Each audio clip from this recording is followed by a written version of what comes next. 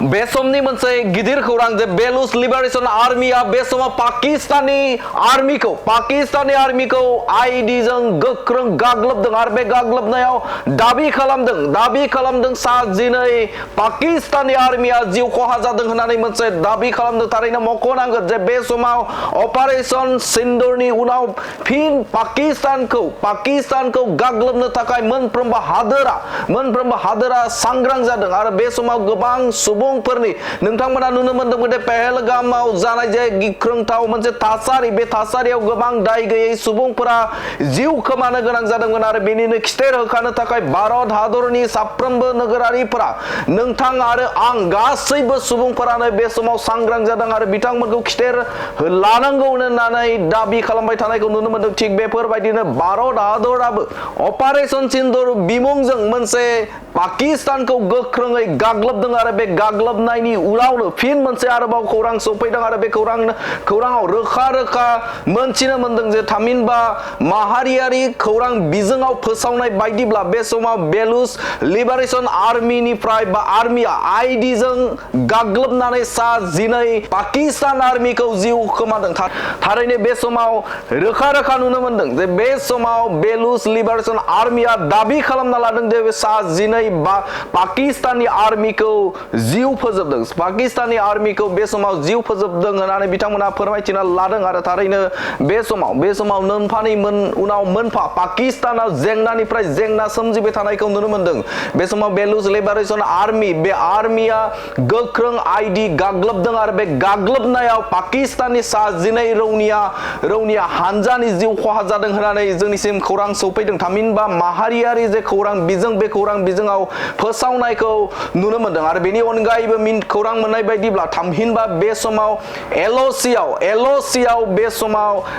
पाकिस्तानी गुलि गावग्लुंनायाव सासे भारतनि रौनिया हानजा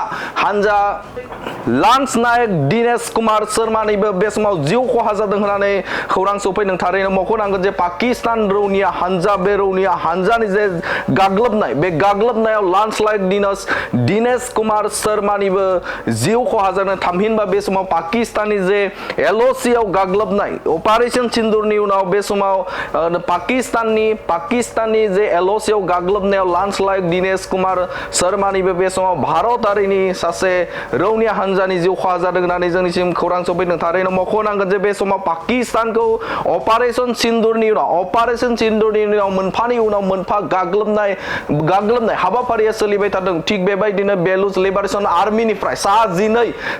12 पाकिस्तान आर्मिखौ आईडी बेफ्रुसार होनानै जिउ खोमानाय खौराङा सौफैदों। बेखौ माहारियारि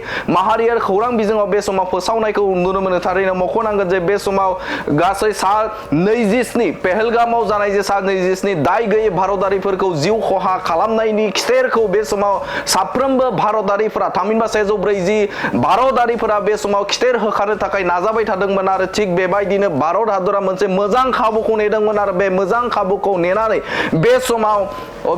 अपारेशन सिन्दुर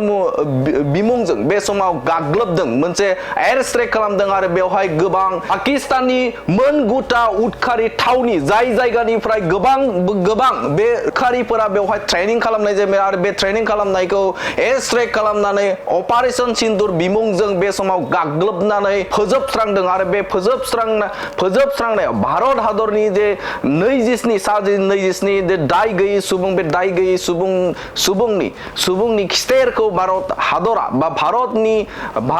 बे समाव लादों आरो थिग बेफोरबायदिनो नुनो मोनदों जे दिनै खौरां बिजोङाव फोरमायनाय बायदिब्ला थामहिनबा माहारियारि खौरां बिजोंफोराव फोरमायनाय बायदिब्ला बेलुच लिबारेशन आर्मिया बे समाव आईडी बेफ्रुसार होनानै सा 12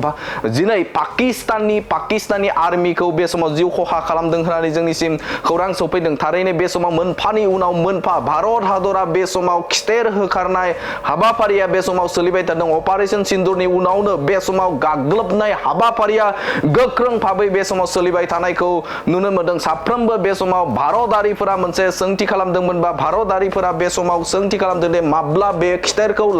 लागोन थामहिनबा बे समाव पहलगामाव जानाय 27 जे दाय गैयै सुबुंफोर बै दाय गैयै सुबुंफोरखौ बा दाय गैयै सुबुंफोरा जिउ खोमाना लानो गोनां जादोंमोन आरो बे जिउ खोमाना लानांनायखौ माब्ला बे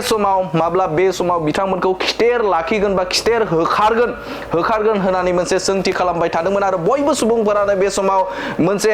बिथांमोन बा बै उदखारिफोरखौ पाकिस्ताननि उदखारिफोरखौ फोजोबस्रांनांगौ होननानै दाबि खालामदोंमोन आरो बे दाबि खालामनाय बायदिनो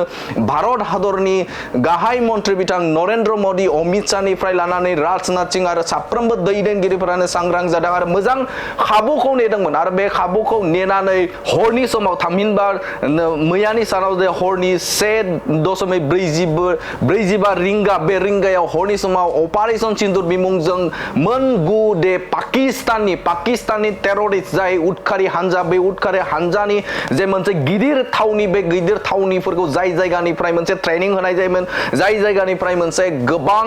बिथिंजों उदखारि हानजाफोर थायोमोन बै थानाय जायगाखौ भारतनि रौनिया हानजाया बे समाव सिलिंखार खालामदों आरो बे सिलिंखार खालामनानै भारत हादरा खिथेरखौ लादों आरो बे जाय बिथांमोना बे समाव गोबां सुबुंफोरानो गावनि फिसाय आरो गावनि आंगो नखरखौ बा आंगो सुबुंखौ खोमाना लानो गोनां जादोंमोन बैफोर लानो गोनां